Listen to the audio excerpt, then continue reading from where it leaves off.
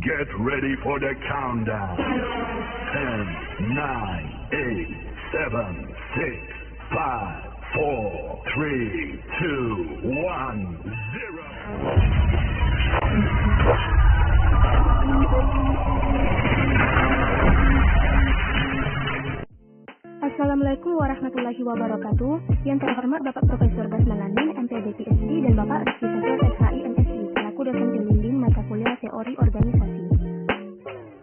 Puji syukur marilah kita panjatkan kepada Allah Subhanahu wa Ta'ala yang telah memberikan nikmat dan hidayahnya kepada kita semua sehingga kita bisa mengikuti perkuliahan teori organisasi ini. Salawat serta salam semoga tetap terlimpahkan kepada junjungan kita Nabi Muhammad SAW. Kami kelompok 3 teori organisasi yang beranggotakan Ade Perdana, Genta Firanda Putra, Lutfi Faruhi, pada dasar ini akan menyampaikan hasil diskusi kami lewat presentasi kali ini.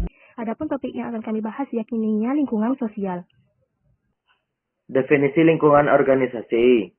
Lingkungan sosial adalah lingkungan yang mempengaruhi persepsi, sistem nilai dan kebutuhan seluruh anggota di mana organisasi itu berada. Lingkungan sosial tersebut mencakup norma, nilai kebudayaan dan pengembangan organisasi, serta kepengembangan organisasi lain di dalam susunannya. Lingkungan sosial pada umumnya akan mempengaruhi gaya hidup anggota organisasi, mempengaruhi tindakan dan pikirannya. Menurut Robin, pada tahun 1994, dia membedakan lingkungan organisasi atas lingkungan umum versus lingkungan khusus, dan lingkungan aktual versus lingkungan yang dipersepsikan. Burns dan Stalker membedakan lingkungan organisasi berdasarkan sumber informasi yang dapat diberikan, yaitu yang stabil dan pasti dengan lingkungan yang berubah serta cepat dan dinamis. Menurut Peirce dan Robinson, mereka membedakan lingkungan atas lingkungan jauh atau remote environment, serta lingkungan industri dan lingkungan operasional. Lingkungan organisasi adalah semua elemen di dalam maupun di luar organisasi yang dapat mempengaruhi sebagian atau keseluruhan suatu organisasi. Terdapat 2 jenis klasifikasi lingkungan, yakni lingkungan internal dan lingkungan eksternal. Lingkungan internal yang berpengaruh langsung dan dalam organisasi meliputi karyawan, pegawai, dan organisasi lain, serta pimpinan manajer. Lingkungan eksternal dibagi 2, yaitu lingkungan yang berpengaruh dan yang tidak berpengaruh. Sebuah perusahaan atau organisasi bisnis yang beroperasi di sebuah lingkungan tidak dapat menafikan bahwa selain kegiatan bisnis yang dikelolanya, organisasi bisnis tersebut juga terlibat dalam lingkungan di seputar lokasi bisnis. Oleh karena itu, sebuah organisasi bisnis perlu memahami lingkungan apa saja yang terkait secara langsung maupun tidak langsung dengan kegiatan bisnisnya. Konsep lingkungan sosial. Menurut Miftah Toha, pengembangan organisasi adalah strategi intervensi yang memanfaatkan proses kelompok untuk berfokus pada budaya suatu organisasi secara menyeluruh dalam rangka melaksanakan perubahan yang diinginkan. Strategi ini berusaha mengubah keyakinan sikap, nilai, struktur, dan praktek sehingga organisasi dapat menyesuaikan diri dengan teknologi dan mampu bertahan hidup dalam laju perubahan yang berlangsung cepat. Konsep tujuan organisasi dipandang secara luas mempunyai beberapa fungsi penting, bervariasi menurut waktu dan keadaan. Berbagai fungsi tujuan antara lain sebagai berikut. Yang pertama yaitu sebagai pedoman bagi kegiatan. Yang kedua, sumber legitimasi. Yang ketiga, standar pelaksanaan. Dan keempat, sumber motivasi. Dan untuk dasar rasional, pengorganisasian itu memiliki tipe-tipe tujuan. Yang pertama yaitu tujuan kemasyarakatan atau societal goals. Yang kedua yaitu tujuan keluaran atau out goals. Yang ketiga, tujuan sistem, itu system goals. Dan keempat adalah tujuan produk atau product goals. Dan yang kelima, yang terakhir itu tujuan turunan, derived goals. Proses penetapan tujuan.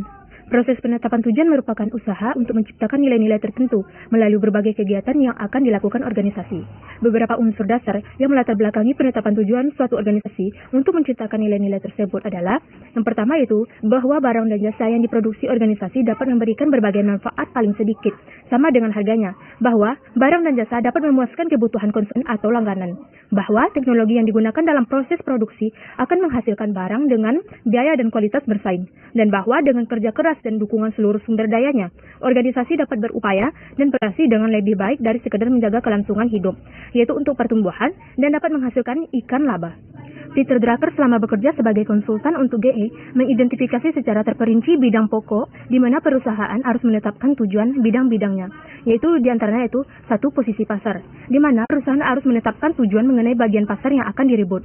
Yang kedua itu produktivitas, adalah rasio antara masuknya dengan keluarnya organisasi. Yang ketiga itu sumber daya, fisik, dan keuangan. Yang keempat itu profitability, tujuan-tujuan laba penting untuk mencapai tujuan-tujuan lainnya. Yang kelima itu inovasi. Ada kebutuhan terus-menerus akan produk atau jasa baru dan inovatif. Yang keenam itu prestasi dan pengembangan manajer. Kelangsungan hidup banyak organisasi tergantung kekuatan manajemen yang inovatif. 7. Prestasi dan sikap karyawan. Karyawan operatif melaksanakan sebagian besar pekerjaan dan rutin di setiap organisasi, tanggung jawab sosial dan publik. Tujuan-tujuan ini ditetapkan perusahaan untuk menahan boikot publik, kegiatan-kegiatan hukum, kegiatan-kegiatan pemerintah, kelompok-kelompok berkepentingan, dan sebagainya. 3 konsep tentang lingkungan luar organisasi. Untuk keberhasilan suatu pengembangan dan pembaharuan suatu organisasi, maka harus memperhatikan 3 konsep mendasar. Yang harus diperhatikannya itu, pertama, memandang lingkungan sebagai segala hal di luar organisasi. Untuk konsep pertama ini, kita harus bisa memilih atau harus pandai untuk memilih pendekatan-pendekatan apa yang dinilai cocok untuk diterapkan dalam proses pengembangan organisasi. Bila menggunakan pendekatan sistem, maka akan sulit mengenali batas-batas yang sekaligus menjadi titik akhir organisasi dan titik tolak lingkungan. Kemudian, penggunaan konsep ini hanya sedikit perannya untuk pemahaman sifat atau bentuk sifat luar. Yang kedua, memandang lingkungan luar sebagai lingkungan tugas atau task of command. Lingkungan tugas dipandang sebagai bagian dari susunan total yang relevan bagi penyusunan tujuan organisasi dan kegiatan ke arah tujuan. Contohnya segi-segi lingkungan tugas yang penting mencakup para pelanggan, dan supply, dan pesaing. 3. Lingkungan luar organisasi diperinci dalam beberapa dimensi utama lingkungan tugas. Dimensi-dimensi ini umumnya ditinjau dalam satu garis kontinum. Konsep lingkungan tugas digunakan untuk yaitu menjelaskan dan mengidentifikasi beberapa segi dari lingkungan, memungkinkan pembahasan yang lebih tepat mengenai hubungan atau akibat yang ditimbulkan oleh lingkungan. Yang kemudian memungkinkan dipahaminya akibat interaksi di antara komponen-komponen lingkungan. Misalnya dengan memerinci bagi komponen, orang dapat mengetahui sampai seberapa jauh para pesaing atau unsur lingkungan dapat mempengaruhi dimensi lingkungan internal. Lingkungan terdiri dari struktur budaya dan struktur sumber daya alam.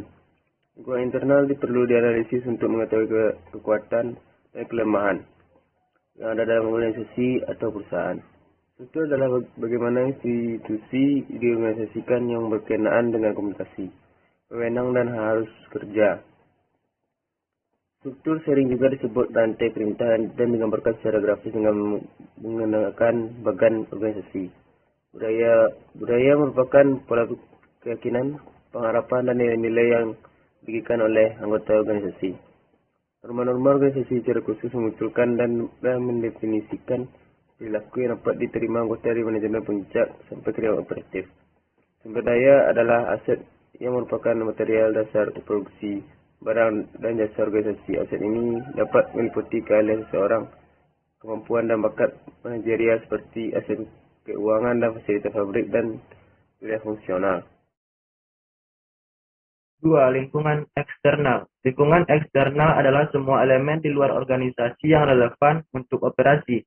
Unsur-unsur di luar organisasi sulit dikendalikan, namun berpengaruh terhadap organisasi. Organisasi tidak dapat berdiri sendiri atau memenuhi kebutuhannya sendiri. Organisasi mengambil input seperti bahan baku, uang, tenaga kerja, dan energi dari lingkungan eksternal yang mengubahnya menjadi produk atau jasa sebagai output. Lingkungan eksternal dibagi menjadi 2, yaitu lingkungan khusus dan lingkungan umum. Lingkungan khusus. Lingkungan khusus terdiri dari konsumen, pemasok, pesaing, dan kelompok kepentingan. Elemen pertama adalah konsumen. Konsumen atau pelanggan menukarkan sumber daya yang dimiliki, yaitu uang, dengan produk atau jasa. Konsumen di sini selain bisa membentuk lembaga seperti rumah sakit, sekolah, atau lembaga pemerintah, juga bisa merupakan individu-individu. Organisasi mengambil atau membeli input seperti bahan baku, jasa, energi, peralatan, serta tenaga kerja dari lingkungan luar. Organisasi tergantung pada pemasok yang menyediakan semua kebutuhan untuk proses produksi. Elemen lingkungan khusus yang lain yaitu kelompok kepentingan. Setiap organisasi memiliki kelompok kepentingan yang berbeda-beda. Misalnya rumah sakit harus memperhatikan kelompok di luar yang berkepentingan terhadap organisasi, yaitu kelompok dokter, perawat, dan pasien. Kelompok-kelompok ini dapat memberikan pressure atau tekanan bila organisasi melakukan kesalahan. Sebagai contoh sering kita dengar kasus malpraktek suatu rumah sakit atas pasien yang banyak mendapat perhatian dari masyarakat.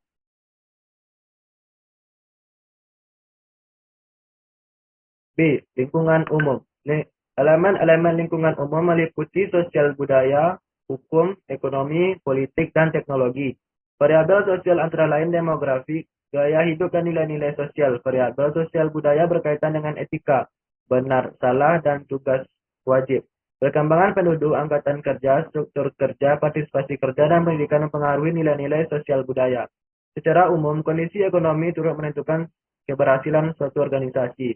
Variabel ekonomi yaitu kondisi ekonomi pada umumnya yang mempengaruhi aktivitas sebuah organisasi. Variabel ekonomi seperti upah, harga yang ditetapkan oleh pemasok dan pesaing, serta kebijakan fiskal pemerintah mempengaruhi biaya produksi, barang atau penawaran jasa, dan kondisi pasar. Variabel politik yaitu berbagai faktor yang mungkin mempengaruhi aktivitas suatu organisasi sebagai hasil dalam proses atau iklim politik. Proses politik mencakup persaingan antara kelompok dengan kepentingan yang berbeda, yang masing-masing mencari peluang untuk mencapai sasarannya sendiri, seiring dengan tuntutan masyarakat terhadap praktik bisnis yang tidak benar. Pemerintah hendaknya menjadi kekuatan politik yang mewakili masyarakat melalui deregulasi, debirokratisasi, dan dekonsentrasi. Variabel teknologi meliputi perkembangan baru dalam produk atau proses serta pengetahuan seperti fisika yang mempengaruhi aktivitas organisasi. Teknologi dapat mengubah segala sesuatu secara cepat dan ada kalanya masyarakat tidak siap atau belum siap akan perubahan teknologi. Inovasi dalam bidang komputerisasi, robot, bioteknologi, dan sumber daya alam lainnya mempengaruhi produksi masyarakat. Dari penjelasan di atas, jelas bahwa lingkungan organisasi tidak statis. Manajemen organisasi bertanggung jawab untuk mengidentifikasi kesempatan agar berkembang. Lingkungan luar organisasi dapat menentukan keberhasilan organisasi atau lembaga atau badan usaha. Untuk mengidentifikasi perubahan lingkungan di luar organisasi, manajemen perlu memonitor lingkungan umum. Sebagai contoh, manajer perlu mengurangi produksi barang mewah bila melihat adanya kecenderungan penurunan pengeluaran secara umum dari konsumen. Jadi kesimpulannya adalah, jadi lingkungan organisasi adalah segala sesuatu yang dapat mempengaruhi kelangsungan eksistensi keberadaan yang menyangkut organisasi baik dari dalam maupun dari luar. Setiap organisasi memiliki beberapa sifat, seperti organisasi yang bersifat profit, yaitu perusahaan maupun organisasi yang bersifat non-profit, seperti organisasi massa, yayasan, dan lain-lain. Tentunya menginginkan adanya pertumbuhan dan keberlanjutan dalam setiap aktivitas. Secara umum, kita tahu bahwa tujuan pada organisasi untuk mencapai tujuan individu yang dilaksanakan secara berkelompok.